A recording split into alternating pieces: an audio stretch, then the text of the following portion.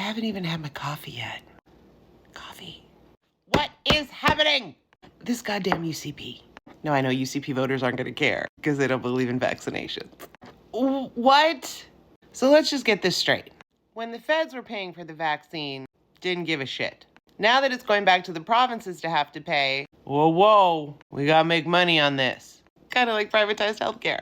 Because in the fall, if you want to get your COVID vaccine, you're gonna have to pay out of pocket. That's private healthcare. They don't know how much it's gonna cost yet, but they estimate $110. They're saying it's gonna cost them $49 million, but they'll recoup that when we pay out of pocket. Oh, and you're only gonna be able to get them at public health clinics. Not at the pharmacy when you went to get your flu shot. You got both of them together. Nay, we're gonna make it harder for people to access.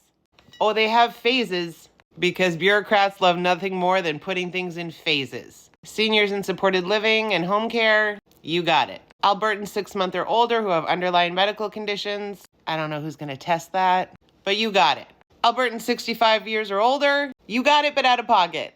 And then the rest of us, we'll get to you out of pocket. Now, the UCP snuck this in on a Friday afternoon because nobody pays attention on a Friday afternoon. But this is who they quoted. The U.S. Food and Drug Administration, headed by RFK Jr., brainworm guy. Look, the U.S. can put him in charge of whatever they want to put him in charge of. Let's not quote him. Let's not quote the U.S. Food and Drug Administration. Let's not quote brainworm guy. It's dangerous for pregnant people. No, it's not. It's not. Anything is dangerous when you don't believe in it. Kind of like how Alberta doesn't believe in science. I don't want to see any comments about, it doesn't work. I'm fully vaccinated. Yes, I go out into the world. Some of you have seen me. Vaccines work. But let me just put this as a reminder. It's not the first time the UCP has done something shady. They always do something shady. I find it funny that they're worried about the $49 million that it's going to cost for vaccinations, but not a fucking care in the world for the $80 million Tylenot bullshit sitting in a warehouse, of which we haven't even got the full goddamn order. Maybe you should recoup that $80 million. But you remember when the UCP tried to buy seniors' votes for the election? Oh, we're going to give so much back to seniors, vote for us. Yeah, well, now you're going to have to pay more for your copay. $1 a month extra, up to $35 by April of 2026. Again, $1 a month may not seem like a lot to you, Danny. You guys all got raises. But $1 a month per prescription, up to $35, is impactful to seniors who are living on a budget. Again, you're making it difficult for people to access care.